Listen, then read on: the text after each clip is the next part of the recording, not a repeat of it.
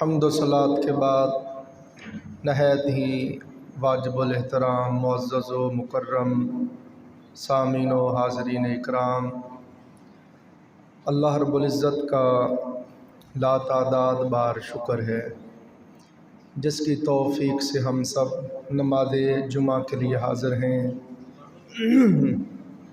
اللہ پاک ہماری حاضری کو اپنی بارگاہ اقدس میں قبول فرمائے۔ اس حاضری کو اللہ پاک ہم سب کے لیے ذریعہ نجات کفارہ سیئات بنائے۔ عزیزان محترم، ہم اللہ رب العزت کی توفیق سے پورا ماہ ربیع الاول شریف تخلیق نور محمدی صلی اللہ علیہ وآلہ وسلم کے موضوع کے اوپر گفتگو کرتے رہے، سنتے رہے، سناتے رہے۔ حضرت سیدہ آمینہ طیبہ طاہرہ سلام اللہ علیہا تک نور مصطفی صلی اللہ علیہ وآلہ وسلم پہنچ چکا۔ اب میں نے اس سبق کو یہاں پہ بند کر دیا ہے، انشاءاللہ اگلے سال ربیع الاول میں ہم یہاں سے شروع کریں گے۔ اب ربیع الثانی کا ماہ مبارک ہے، اس میں محبوب سبحانی، قطب ربانی، شہباز لامکانی، قندیل نورانی، حضرت شیخ عبدالقادر جیلانی رحمۃ اللہ تعالیٰ علیہ آپ سرکار کا عرس مبارک ہوتا ہے، بڑی 11ویں شریف ہوتی ہے۔ اس حوالے سے میں اولیاء اللہ اور اولیاء اللہ کی کرامات کے حوالے سے گفتگو کرنا چاہتا ہوں۔ آج کل سوشل میڈیا کا دور ہے، میں دیکھتا ہوں بڑے لوگ بڑی جسارت سے، بڑی ڈٹائی سے اپنی بدبختی کا، اپنی محرومی اور بد نصیبی کا اظہار کرتے ہیں اور اولیاء و صالحین کی کرامات اور تصرفات کا انکار کرتے ہیں۔ آج ہمارا موضوع یہ ہے کہ ہم یہ پڑھیں گے کہ کرامت کیا ہے، کرامت کن سے صادر ہوتی ہے، کن وجوہات کی بنا پر کرامت کا صدور اور ظہور ہوتا ہے۔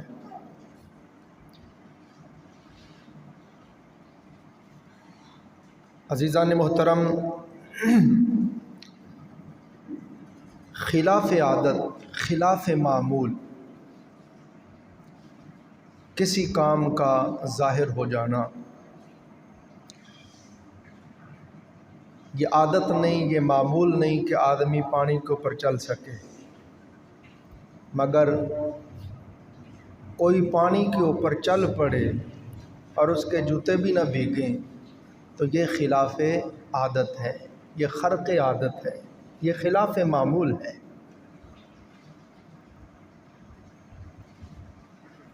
دن ہے، اچانک رات ہو جانا، اندھیرا چھا جانا، مرے ہوئے بندے کا زندہ ہو جانا، یہ چیزیں خرق عادت ہیں۔ اگر ان کا تعلق، ان کی نسبت رب ذوالجلال کی طرف ہو تو اس کو کہتے ہیں قدرت خداوندی، یہ اللہ کی قدرت ہے، یہ اللہ کی قدرت سے ہوا۔ اللہ قادر ہے جی، اللہ سب کچھ کر سکتا ہے۔ بسم اللہ۔ اگر خلاف عادت عمل پیغمبر سے، نبی سے ظاہر ہو تو اس کو معجزہ کہتے ہیں۔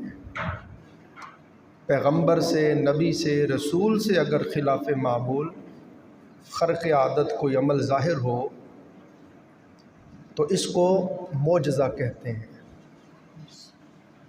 اور ایسا شخص جو متبع سنت ہے، جو فنا فی الرسول کے مقام پہ فائز ہے،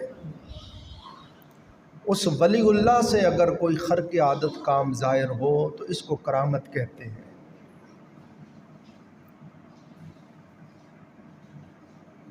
اور خرق عادت کام जोगियों से भी साबित और सादर होते हैं, जादूगरों से भी बड़े बड़े खर्क आदत काम ज़ाहिर होते हैं, शोबदाबाज भी बड़ा बड़ा कुछ करके दिखा देते हैं। मगर इसको अगर किसी ऐसे शख्स से जो मुसलमान न हो, पैगंबर पर ईमान न रखने वाला हो, नबी का मुत्तबे सुन्नत न हो, उससे अगर इस तरह का कोई काम खर्क आदत ज़ाहिर हो, भाई वो हवा में उड़ पड़े, जिस तरह दाता साहब रज़ी अल्लाह के सामने जोगी हवा में उड़ पड़ा, तो इसको इस्तिदराज बोलते हैं, इसको इस्तिदराज बोलते हैं। आम लफ्ज़ों में शोबदाबाजी कहने आप, मगर इसको करामत नहीं कहते। अगर वलीउल्लाह, और एक और चीज़ समझें, पैगंबर से नबी से जो मोजज़ा साबित और सादर होता है, ज़हन में रखें वो अल्लाह की अता से साबित और सादर होता है। अगर अल्लाह रब्बुल इज़्ज़त किसी को ये अता न करे, अल्लाह रब्बुल इज़्ज़त की तरफ से ये नेमत अता न की जाए, तो किसी पैगंबर से कोई मोजज़ा साबित और सादर नहीं हो सकता। तो जब अल्लाह की अता से पैगंबर से मोजज़ा ज़ाहिर होता है, तो ज़हन में रखें पैगंबर का मोजज़ा हकीकत में अल्लाह की ही कुदरत होती है। इसी तरह वलीउल्लाह से जो करामत ज़ाहिर होती है, वो हकीकत में उस नबी का मोजज़ा होता है जिस नबी का वो वली उम्मती होता है, और नबी का मोजज़ा हकीकत में अल्लाह की ही कुदरत होती है।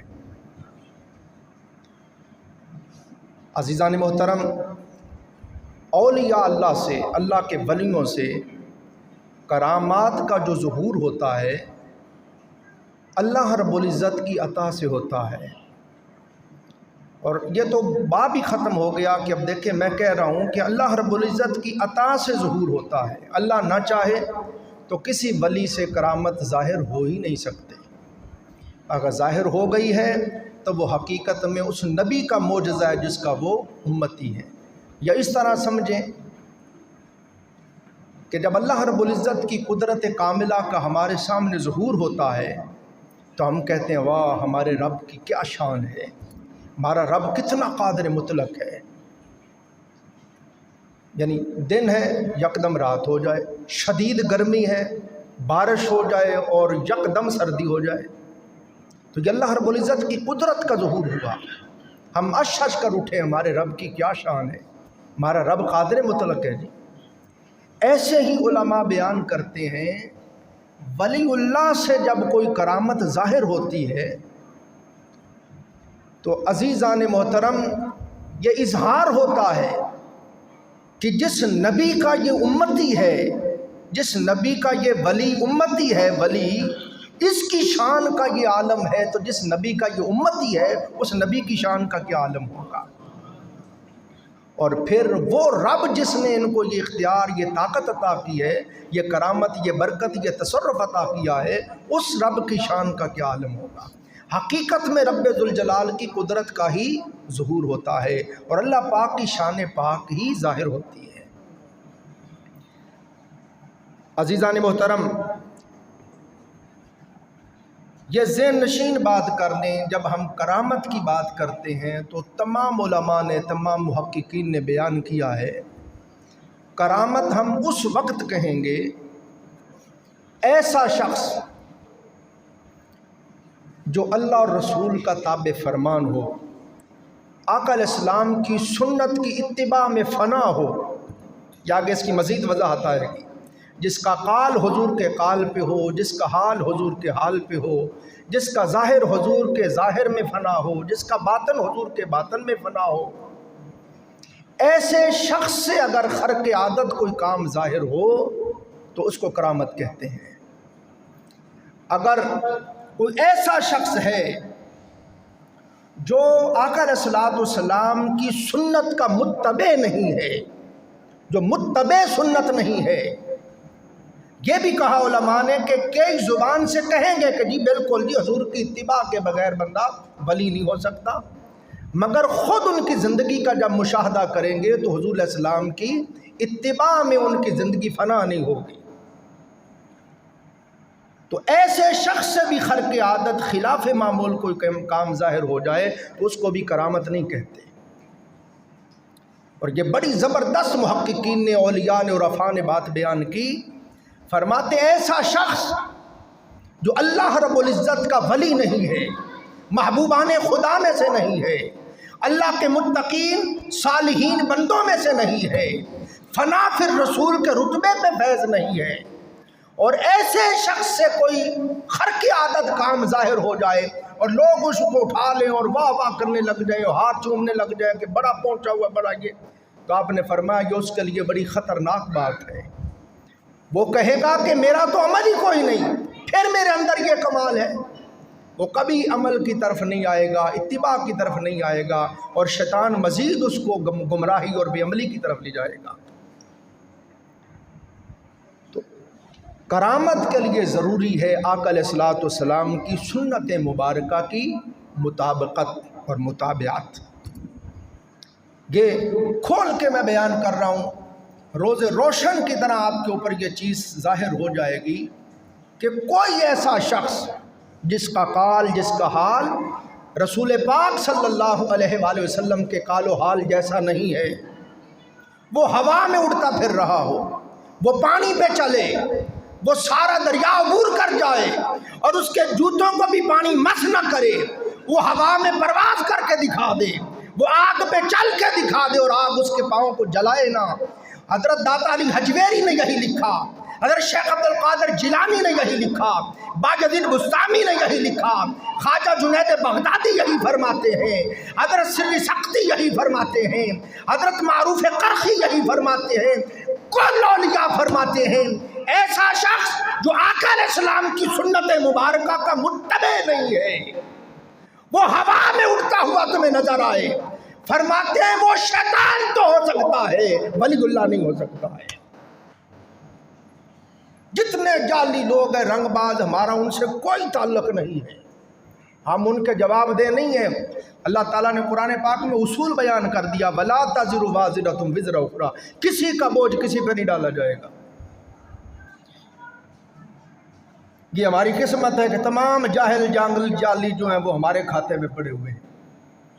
کسی ہمارے مفسر نے، محدث نے، محقق نے، فقیہ نے، عارف نے، صوفی نے، درویش نے اگر ولایت کی یہ تعریف لکھی ہے کہ آپ سارے بال چھوڑ دیں آپ ولی ہو گئے، سارے بال منڈوا دیں آپ ولی ہو گئے، آپ وضو ہی نہ کریں اور کہیں جی نہیں میرا تو پکا وضو ہے کبھی ٹوٹتا ہی نہیں، آپ کہیں جی میری نماز ہر وقت کی نماز ہے کبھی میری نماز ٹوٹتی ہی نہیں، یہ جو تعریف جعلی لوگ کرتے ہیں کسی تفسیر کی کتاب میں، حدیث میں، تصوف کی کتاب میں آپ ہمیں دکھائے تو پتہ چلا یہ جعل لوگوں نے اپنی طرف سے جہلوں نے یہ چیزیں گھڑی ہوئی ہیں، بنائی ہوئی ہیں، ان کا تعلق تصوف سلوک ولایت سے ہرگز نہیں ہے۔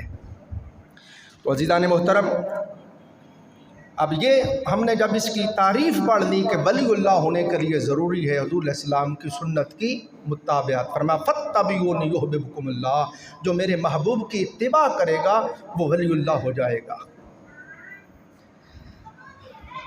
اس کے بعد کوئی شخص ایسا ہے جس کی زندگی حضور علیہ السلام کی متابعت میں نہیں ہے، وہ ولی نہیں ہو سکتا، اور سب کچھ شعبدہ باز ہو سکتا ہے، جادوگر ہو سکتا ہے، شعبدہ بازی سے بڑے طریقے ہیں خرق عادت چیزیں کر کے دکھا دینے کے۔ تو ہمیں معیار یہ بتایا گیا، پہچان یہ بتائی گئی، نشانی یہ بتائی گئی ولی اللہ کے لیے کہ ولی اللہ جو ہوگا وہ آقا علیہ السلام کی سنت کا تابع ہوگا، مطابقت کرنے والا ہوگا۔ پھر عزیزان محترم، کرامت جو ہے، کرامت کی دو قسمیں بیان کی ہیں علماء نے، کرامت کی دو قسمیں علماء نے بیان کی ہیں، بڑی خاص بات ہے۔ ایک اور چیز سمجھیں، ولی اللہ ہونے کے لیے کرامت کا ہونا ضروری نہیں ہے۔ اب یہ دل کو پر نقش کرتے جائیں، ولی اللہ ہونے کے لیے کرامت کا ہونا ضروری نہیں ہے۔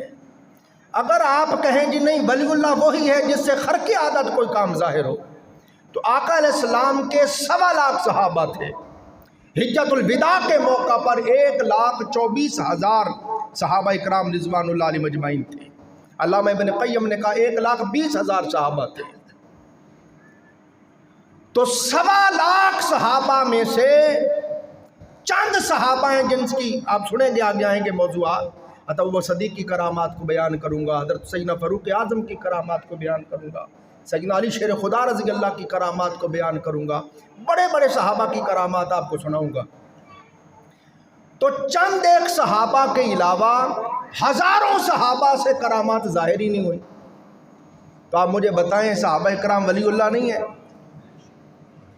ارے وہ تو ایسے ولی اللہ ہیں کہ ساری حضور علیہ السلام کی امت کے تابعین بھی آ جائیں، تبع تابعین بھی آ جائیں، تمام علماء آ جائیں، تمام اولیاء، متقدمین، متاخرین، مجتہدین، فقہاء، اولیاء، سارے کے سارے جمع ہو جائیں تو ایک طرف آقا علیہ السلام کا ادنا سے ادنا صحابی جس نے بس کلمہ پڑھا اور کلمہ پڑھ کے ایمان کی نگاہ سے حضور کا چہرہ پاک دیکھا اور بھلے اسی وقت وصال ہو گیا، ایک طرف حضور کا وہ ادنا سے ادنا صحابی ہو جس نے غسل بھی نہ کیا ہو، جس کو وضو بھی کرنا نہ آتا ہو، ارکان اسلام سے بھی واقف نہ ہو، بس کلمہ پڑھا اور ایمان کی نگاہ سے حضور کے چہرے کو دیکھا، وہ ادنا سے ادنا صحابی ایک طرف آ جائے اور کل امت کے اولیاء علماء ایک طرف آ جائیں، یہ سارے مل کر بھی صحابی کی گرد راہ کے برابر نہیں ہو سکتے۔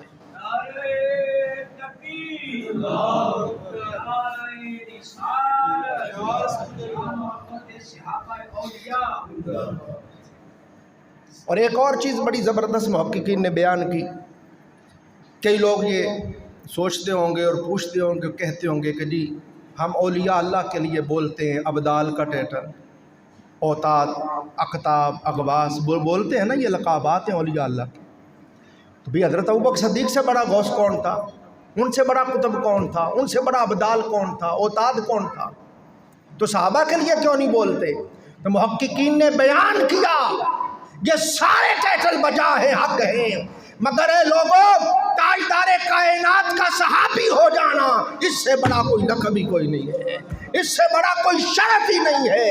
یہ سارے غوث کتب ابدال یہ تو صحابہ کے غلام ہیں، صحابی کا رتبہ ان سب سے اونچا اولا والا ہے۔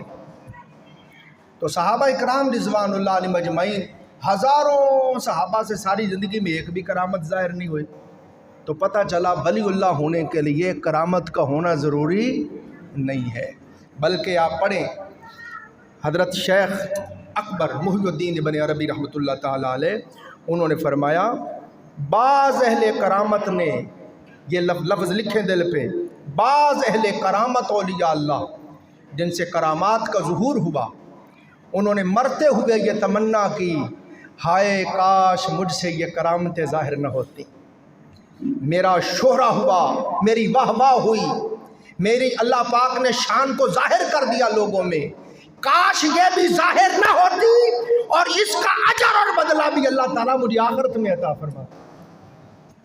بات سمجھیں؟ تو اولیاء اللہ کے محبوب بندے تو پسند ہی نہیں کرتے۔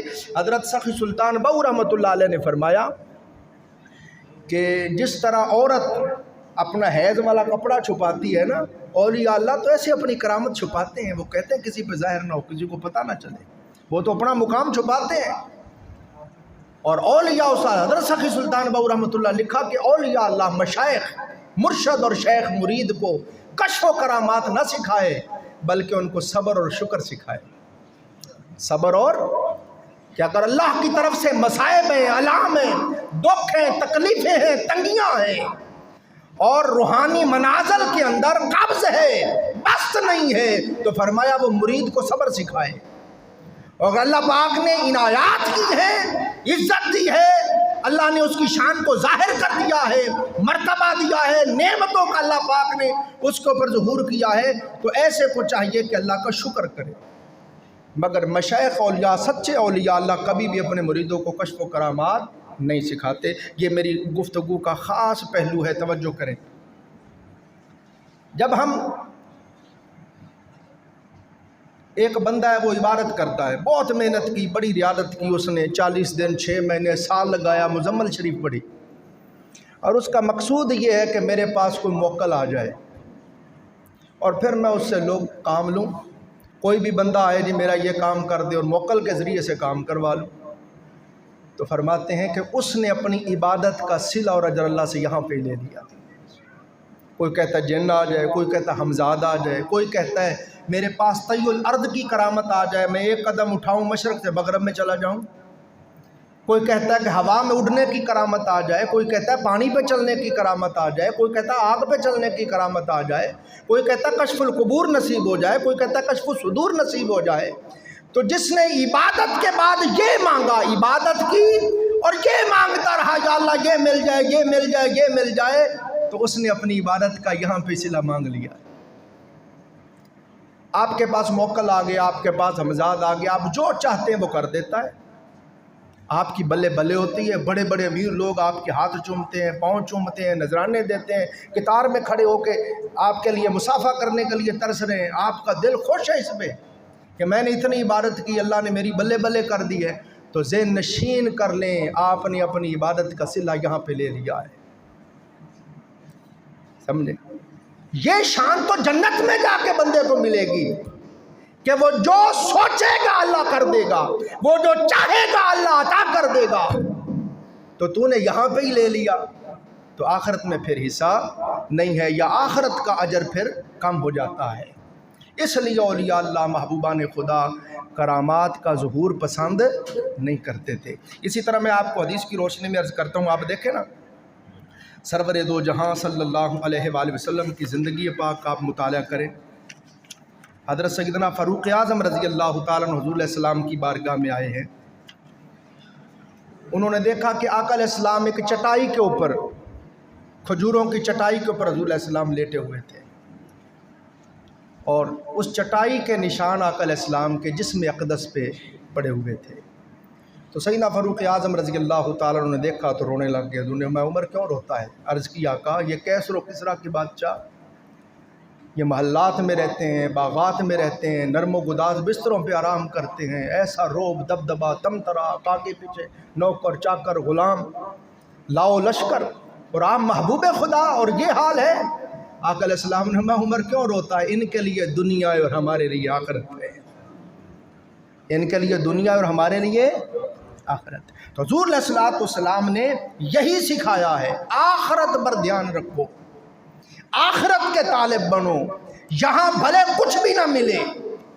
حتیٰ کہ میں نے آپ کو 12 مرتبہ بتایا، حضرت حفصہ رضی اللہ تعالیٰ عنہ حضور علیہ السلام کی زوجہ مطہرہ ہیں، وہ بیان کرتی ہیں ایک دن میں، فرماتی ہیں کہ حضور علیہ السلام جب میرے حجرے میں آتے تو زمین پر، چارپائی بھی نہیں تھی، زمین پر آقا علیہ السلام کے لیے میں ایک بوری بچھاتی، بوریا، وہ حضور کا بستر تھا. ایک دن فرماتی اس بوری کو میں نے دورہ کر دیا. تو آقا علیہ السلام نے صبح فرمایا اے حفصہ آج میرے نیچے کیا بچھایا تھا؟ عرض کی یا رسول اللہ وہی بوری تھی مگر میں نے اس کو دورہ کر دیا. آقا علیہ السلام نے فرمایا کوڑا ہی رہنے دیا کر، آج اٹھنے میں بڑی تنگی ہوئی ہے. حضور علیہ السلام نے دنیا اور دنیا کی نعمتوں کو پسند نہیں کیا. وہ کائنات کے مالک تھے، رب ذوالجلال نے سرخ و سفید خزانوں کی ساری چابیاں تاجدار کائنات کو عطا کی. فرمایا محبوب اگر تو کہے تو یہ پہاڑ سونے کے بنا دیں، میرے محبوب تو جدھر جدھر جائے یہ پہاڑ تیرے ساتھ ساتھ چلیں. ایسا روب، ایسا دبدبا ہو نہ کسی کے پاس تھا نہ ہوگا مگر حضور علیہ السلام میں الفقر و فقری، مولا مجھے فقر پہ فخر ہے. حضور نے فقیری کو خود پسند فرمایا، یہ فقر حضور کا اختیاری تھا. اور 40 دن تک آقا علیہ السلام کے گھر میں آگ نہ جلتی، پانی ستو کھجوروں پہ گزارا ہوتا. اسی طرح آپ پڑھیں حضرت حذیفہ رضی اللہ تعالیٰ عنہ حضور علیہ السلام کے ایک جلیل القدر صحابی ہیں.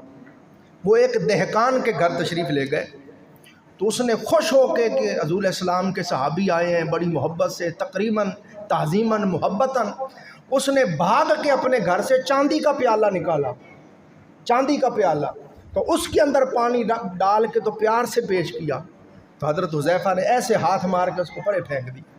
انہوں نے فرمایا یا حضور میں نے تو بڑی محبت سے، عزت اور تکریم سے پیش کیا آپ کی عزت افزائی کے لیے، اور آپ نے اس کو پرے پھینک دیا.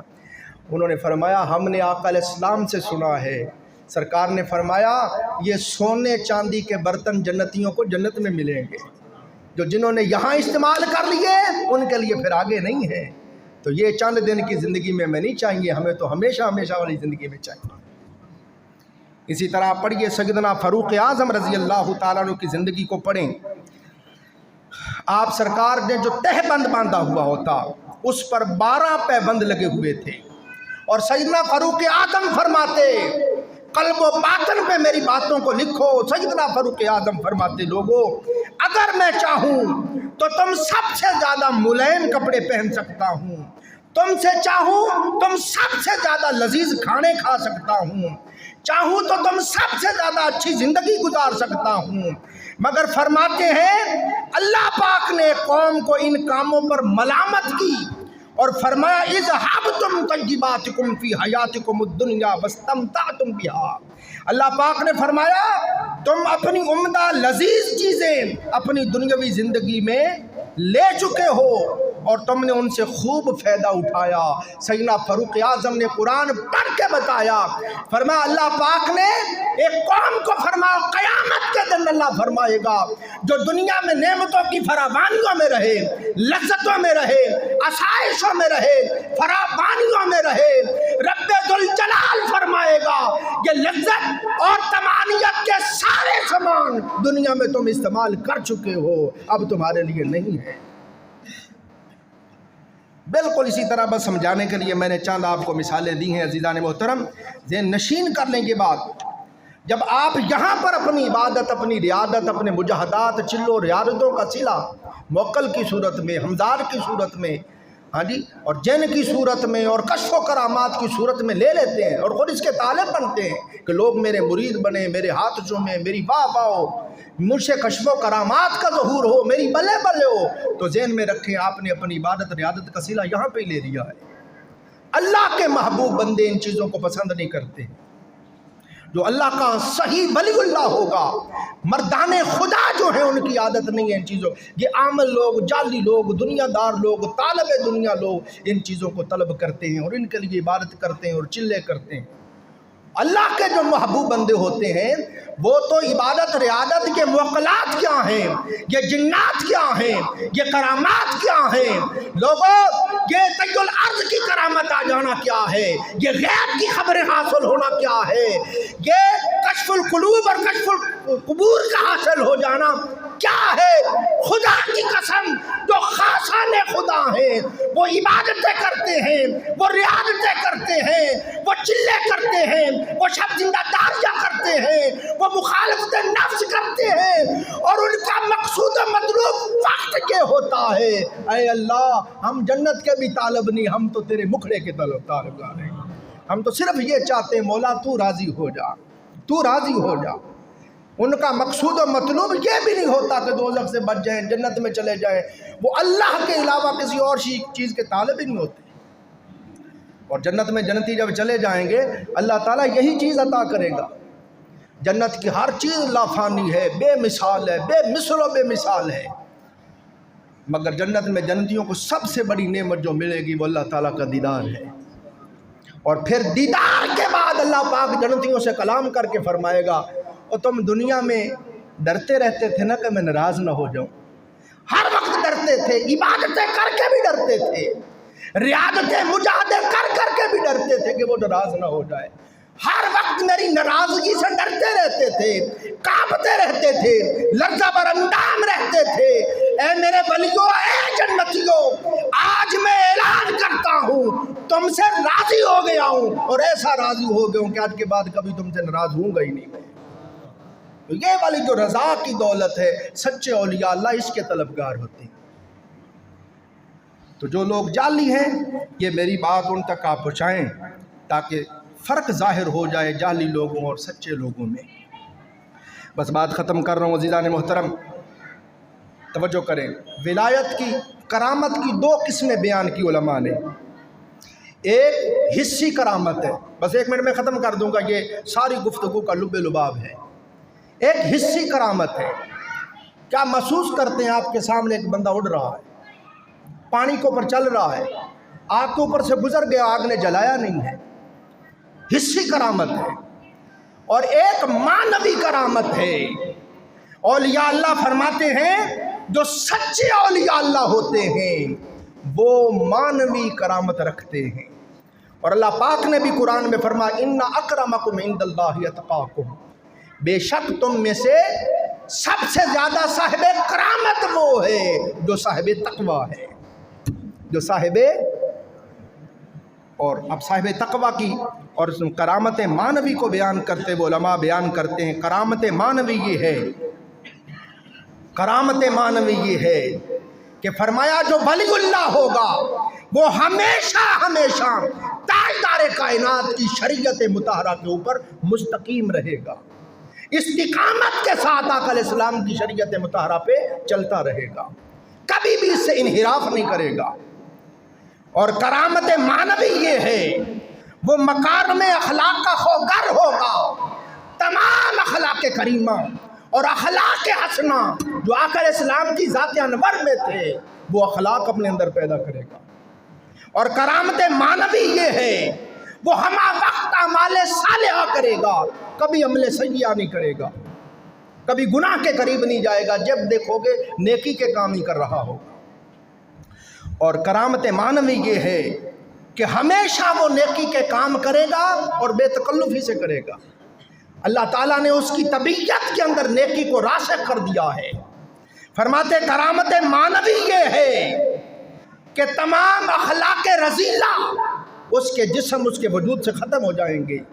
جو سچا ولی اللہ ہوگا اس کی کرامت مانوی یہ ہوگی وہ تکبر نہیں کرے گا، وہ حسد نہیں کرے گا، وہ کسی سے بغض نہیں رکھے گا، وہ کسی سے کینہ نہیں رکھے گا، وہ عداوت نہیں رکھے گا، وہ ریاکار نہیں ہوگا، اس کے دل میں کسی کے خلاف حقد نہیں ہوگا، وہ حب جاہ کا طلبگار نہیں ہوگا، وہ مرتبہ شان و شوکت کا طالب نہیں ہوگا۔ فرمایا کرامت مانوی جس کے پاس ہوگی اس کے دل میں حب مال نہیں ہوگی، وہ دنیا کا طالب نہیں ہوگا، وہ دنیا کا حریص نہیں ہوگا، وہ ہر قسم کے حرص، طمع، لالچ اور غیظ و غضب سے پاک ہوگا۔ فرمایا دائما جس بندے کے یہ اخلاق ہو جائیں، فرمایا اس کو کرامت مانوی کہتے ہیں۔ یہ کرامت بھلے ہوا میں نہ اڑ سکے، جس میں دائما یہ اخلاق دیکھو سمجھ لو یہ خدا کا ولی ہے۔ بس بات ختم کر دی۔ آپ دیکھیں اس کی مثال ایک دیتا ہوں، آپ کو ساری بات سمجھ آ جائے گی۔ کئی مرتبہ میں نے سنائی، دو باتیں چھوٹی سی سناتا ہوں۔ حضرت شیخ عبدالحق محدث دہلوی رحمۃ اللہ علیہ یہاں جب آئے، مدینہ پاک حضور علیہ السلام کے روضہ پاک کے پاس بیٹھ کر حدیث پڑھاتے تھے۔ ہرگز کوئی نہ بھولے یہاں بر صغیر پاک و ہند میں سب سے پہلے آقا علیہ السلام کی حدیث کا علم شیخ عبدالحق محدث دہلوی لائے ہیں۔ آقا علیہ السلام باطناً روحانیتاً کشفاً خواب میں ملے، فرمایا عبدالحق ہندوستان جاؤ اور وہاں جا کر میری حدیث پڑھاؤ۔ اور ساتھ آقا علیہ السلام نے فرمایا عبدالحق وہاں کے جو اولیاء، بزرگ، درویش، فقیر ہیں ان سے میل جول رکھنا، ان سے میل ملاقات۔ یہ شیخ عبدالحق محدث دہلوی کی کتاب ہے پوری اخبار الاخیار، اس میں آپ نے سارے ہندوستان کی اولیاء اللہ کا ذکر کیا ہے۔ چونکہ حضور نے مجھے حکم فرمایا کہ وہاں کے اولیاء سے میل ملاقات رکھنا، تو جس بھی بزرگ کا پتہ چلتا آپ اس کو ملنے کے لیے جاتے، اس کے بارے میں جو کچھ آپ کو معلوم ہوتا وہ لکھ لیتے، تو وہ سارا کچھ جمع کر کے آپ نے پوری کتاب لکھی، میرے پاس موجود ہے۔ اب یہ شیخ عبدالحق محدث دہلوی حضور کے حکم پر یہاں آ گئے، لوگوں کو حضور کی حدیث پڑھانے لگ گئے۔ جہاں کسی بزرگ کا پتہ چلتا آپ ملنے جاتے۔ آپ کو ایک بزرگ کا پتہ چلا، یہ جو میں نے اتنی دیر آپ کو سارا سبق پڑھایا، اس واقعے سے آپ کو یہ میرا سارا مقصد آپ کو سمجھ آ جائے گا۔ پتہ چلا ایک بزرگ کا، حضرت شیخ عبدالحق محدث دہلوی اس کو ملنے گئے، وہ اپنے جھونپڑے میں بیٹھا تھا۔ جب آپ گئے تو اس نے، اور یہ ہرگز نہ بھولیں شیخ عبدالحق محدث دہلوی رحمۃ اللہ علیہ ہر رات آقا علیہ السلام کی کچہری میں جاتے تھے، ہر رات آقا علیہ السلام کی۔ اب جو لوگ اس میدان میں گئے ہی نہیں ہیں، اس سکول میں جنہوں نے داخلہ ہی نہیں لیا، نہ مجاہدے کیے، نہ ریاضتیں کی، نہ کبھی مخالفت نفس کی، نہ کسی صاحب باطن بندے کی غلامی اختیار کی، ان کو کیا پتہ کچہری کیا ہوتی ہے اور صاحب نظر ہونا کیا ہوتا ہے اور صاحب حضوری ہونا، اس بیچارے کو کیا پتہ۔ حضرت شیخ عبدالحق محدث دہلوی ہر رات حضور کی کچہری میں جاتے تھے۔ اب اس بابے کے پاس، اس بزرگ کے پاس جب گئے، اس نے شراب کا پیالہ بھر کے آپ کے آگے رکھ دیا. کہتا ہے مولوی پی لیں. آپ نے فرمایا میرے اللہ نے اس کو حرام کیا ہے، میں نہیں پیوں گا. رسول پاک صلی اللہ علیہ وسلم نے اس کو حرام قرار دیا، میں نہیں پیوں گا. وہ کہا چنگا رہیں گا پی لے، میں جو مرضی ہو جائے، یہ حرام ہے، میں نہیں پیوں گا. بڑا اس نے اصرار کیا. آپ نے ماں جو مرضی ہو جائے یہ حرام ہے، میں نہیں پیوں گا. اب یہ لوگ جو جاہلی لوگ، ان پڑھ لوگ، تھوڑے سا کسی کی چیز دیکھی تو اس کے اوپر گر پڑے اور مر گئے، ان کے لیے یہ بڑی خاص بات ہے. اور یہ آگے میں بتاؤں گا، وقت نہیں نا. خردجال کانا کیا کیا نہیں کر کے دکھا دے گا. خردجال کانا جب چلے گا بدلی بادل اس کے اوپر سایہ کریں گے. خردجال کانا ایک دیہاتی سے کہے گا اگر تو کہے تو تیرے ماں باپ کو زندہ کر دوں، وہ کہے گا کر دیں. تو وہ زمین سے کہے گا اس کے ماں باپ کو زندہ کر دو، تو دو شیطان، ایک اس کی ماں کے روم میں، ایک اس کے باپ کے روم میں سامنے کھڑا ہو جائیں گے، اور وہ بول کے کہیں گے بیٹے نعوذ باللہ نعوذ باللہ یہ تیرا رب ہے اور تو اس پہ ایمان لے آ، اس کا کلمہ پڑھ اور اس کی بات مان. دیکھیں کتنی بڑی آزمائش ہوگی. جو خردجال کھانے کو مانے گا اس کی فصل پہ اسی وقت بارش برسا کے دکھا دے گا، اسی وقت اس کی فصل اگا کے پکا کے دکھا دے گا. وہ چلے گا، وہ مادر زادندوں کو بینا کر کے دکھا دے گا، برس والوں کو اسی وقت صحیح کر کے دکھا دے گا. تو یہ جو لوگ تھوڑی تھوڑی کسی کی چیز دیکھی، شعبدہ بازی دیکھی تو قدموں میں گر پڑتے ہیں، ولی اللہ. پھر یہ ان کے سامنے اگر خردجال آ جائے تو پھر یہ کیا کریں گے؟ اس لیے بتا رہا ہوں، وضاحت کر رہا ہوں، بات کو سمجھو.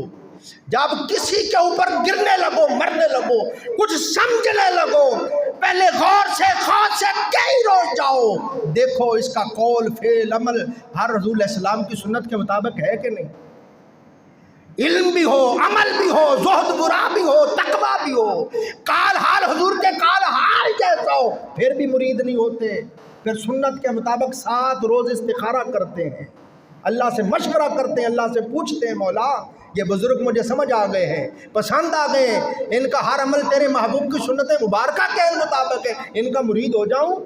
اگر کشفاً آپ کو اشارہ ہوتا تو پھر مرید ہوں، اگر ایسے نہ مرید ہوتے پھر. مجھے تھوڑی سی کسی کی شعبدہ بازی دیکھی اور ولی مان لیا، تو ان کے سامنے اگر خردجال آ جائے تو بتائیں ان کا ایمان بچے گا؟ یہ چھوٹے موٹے مولوی بھی اس طرح مر جائیں گے، ایمان گوا بیٹھیں گے.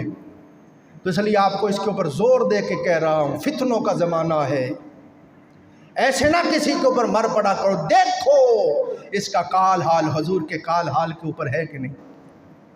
تو شیخ عبدالحق محدث دہلوی رحمۃ اللہ علیہ نے فرمایا میں شراب نہیں پیوں گا، اللہ نے حرام کی ہے، سرکار نے حرام کی ہے. اس نے پی لے اچھا رہے گا، آپ نے نہیں پی. اگلی رات جب آپ حضور کی کچہری میں جا رہے تھے تو وہ ڈنڈا لے کے آگے آ کے کھڑا ہو گیا. میں ہٹ پیچھے مجھے جانے دوں گا، نہیں جانے دوں گا، تو نے میری بات ہی نہیں مانی. اگر وہ پیالہ پی لیتا تو میں تجھے جانے دیتا. اب آپ دیکھیں نا، ہمارے جیسا کوئی ہوتا تو ڈول جاتا کہ نہ ڈول جاتا، ڈگمگا جاتا. کہتا واقعی یہ پہنچا ہوا، یہ دیکھنے میں شراب ہے، پتہ نہیں اندر سے کیا تھا. اگلے روز آپ پھر اس کے پاس گئے، اس نے پھر شراب آگے رکھ دی، پی لے مولوی. اچھا آپ نے کہا نہیں پیوں گا، یہ رات دیکھ کے آئے ہیں یہ سارا کچھ، پھر بھی شراب نہیں پی. کہ اللہ نے حرام کی ہے، رسول پاک صلی اللہ علیہ وسلم نے حرام کی ہے. پھر اس نے کہا پی لے اچھا رہے گا، میں نہیں پیوں گا. اگر رات پھر گئے، اس نے پھر نہیں جانے دیا، ڈنڈا لے کے آگے کھڑا ہو گیا. اسی طرح پھر اگلے روز آپ گئے، پھر اس نے کہا پی لے شراب اچھا رہے گا، میں جو مرضی ہو جائے نہیں پیوں گا.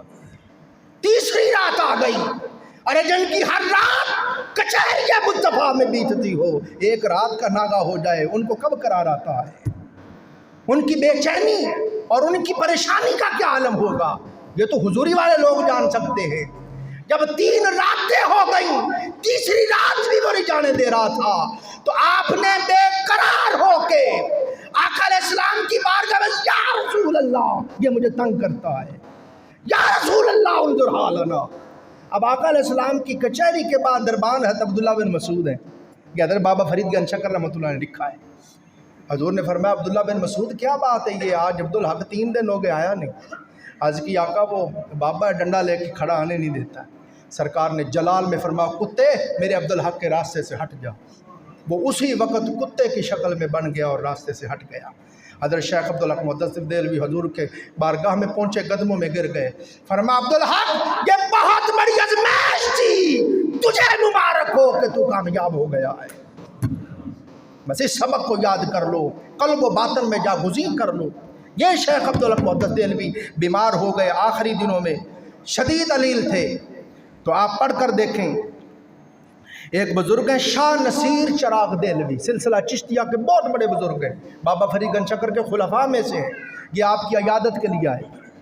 جب عیادت کے لیے آئے تو خادم نے بتایا جی شاہ نصیر چراغ دہلوی عیادت کے لیے آئے ہیں، ملاقات کے لیے۔ آپ دیکھیں سنت پر اتنے آپ کار بند تھے حضرت عبدالحق مدثر دہلوی۔ جب انہوں نے کہا جی شاہ نصیر چراغ دہلوی عیادت کے لیے آئے ہیں، آپ نے فرمایا خادم سے اس کو جا کے کہو میں نہیں تمہیں ملوں گا، تو قوالی سنتا ہے، محفل سما سنتا ہے، میرے نبی نے نہیں سنی ہے، تو حضور کی سنت کے خلاف کرتا ہے، جو حضور کی سنت کے خلاف کرے میں اس کو نہیں ملتا۔ خادم نے جا کے جب پیغام دیا تو وہ کتنے اچھے لوگ تھے، کتنے عظیم لوگ تھے، ابھی بتایا ان کے دلوں میں کینہ نہیں ہوتا، کدورت نہیں ہوتی، حقد نہیں ہوتا، تکبر خود پسندی نہیں ہوتی۔ جب پیغام دیا کہ شیخ یہ فرماتے ہیں آپ محفل سما سنتے ہیں اور میری تحقیق ہے محفل سما حضور نے نہیں سنی، حضور کی سنت نہیں ہے، جو حضور کی سنت کے خلاف کرے میں اس کو نہیں ملتا۔ حضرت شاہ چراغ دہلوی اسی وقت رو کے کہنے لگے حضرت سے کہیں میں توبہ کرتا ہوں، حضور آج کے بعد کبھی قوالی نہیں سنوں گا اور مجھے ملاقات سے محروم نہ کریں۔ جب خادم نے پیغام دیا شیخ عبدالحق مدثر دہلوی نے اپنی پگڑی اتار کے کہا اور جا میرے خادم ان کے راستے میں میری پگڑی بچھا دے اور ان کو اس پگڑی کے اوپر چل کے تشریف لائے۔ تو دوستو یہ میرا آج کا پیغام ہے، انشاءاللہ سبق تو بھی ہمارا شروع ہوا ہے کرامت کے حوالے سے، قرآن و سنت کی روشنی میں اس کو ہم پڑھیں گے تفصیل کے ساتھ انشاءاللہ العزیز۔ میں نے جواب ان لوگوں کا دینا ہے جو اولیاء اللہ کی کرامات کا مذاق اڑاتے ہیں، تمسخر اڑاتے ہیں، محروم لوگ۔ قرآن اور سنت کی روشنی میں اس کو بیان کروں گا، جتنا آپ نے سنا انشاءاللہ میں امید کرتا ہوں کہ آپ کو سمجھ آ گیا ہوگا۔